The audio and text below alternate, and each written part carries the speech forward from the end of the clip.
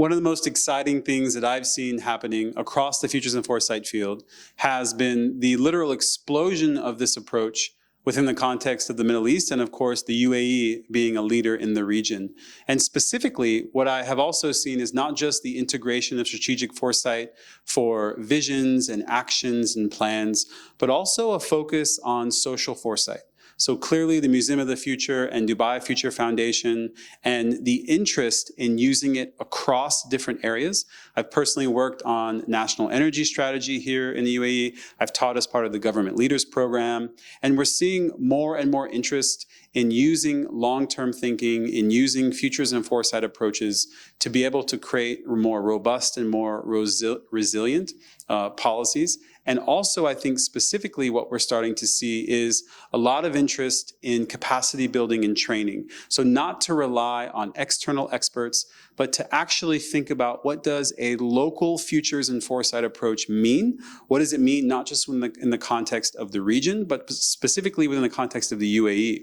And so I really think we're starting to see now the world turn its attention onto the region and to the UAE as being a global leader, in that it's willing to invite people, to bring people forward, to host things like the Dubai Future Forum, and to position itself as being a space that can be seen as a global leader in futures and foresight.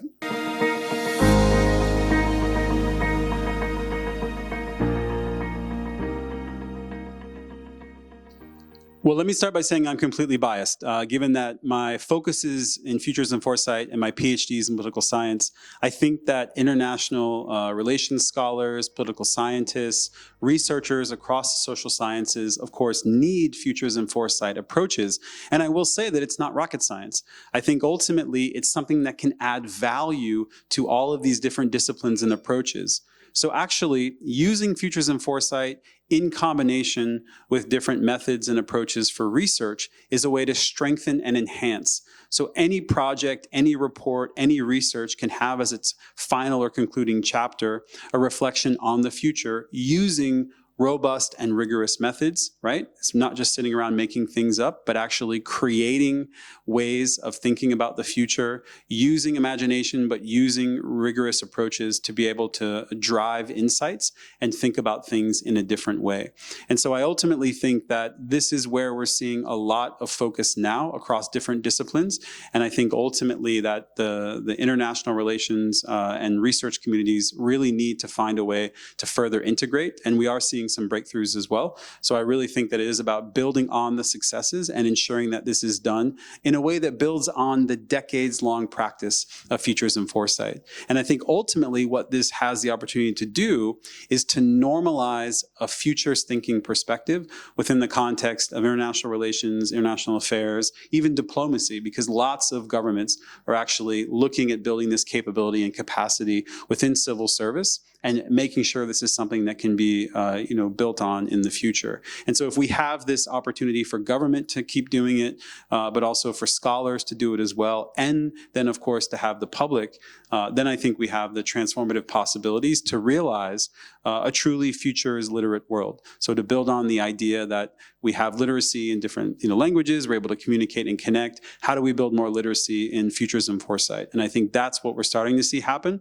But we need more attention and more interest, and of course more support to be able to continue to see it grow.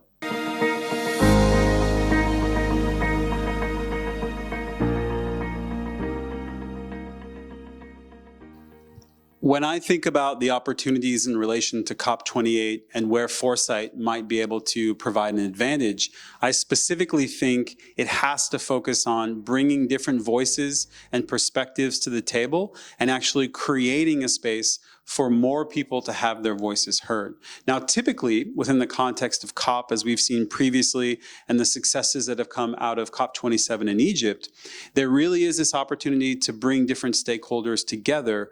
But as we have also seen, that the real devil is in the details. And so climate financing, incentives, ensuring that the targets and goals are upheld, I think this is the key obstacle for COP28. So hopefully building on the successes of COP27, foresight could be used specifically to make those risks seem very real, to bring different stakeholders together to be able to understand that what's really at stake, of course, is not just any one nation's future, but a global future, and to try to find a way to ensure that lots of different voices are being heard, and that ultimately the COP process is successful because it's not just talking about change, but actually creating the pathway towards change. And I think specifically my hope for COP28 is that we're able to get past this sort of perspectivism of global north versus global south, and that we're actually seeing a breakthrough. And so I'm hopeful because we're actually seeing different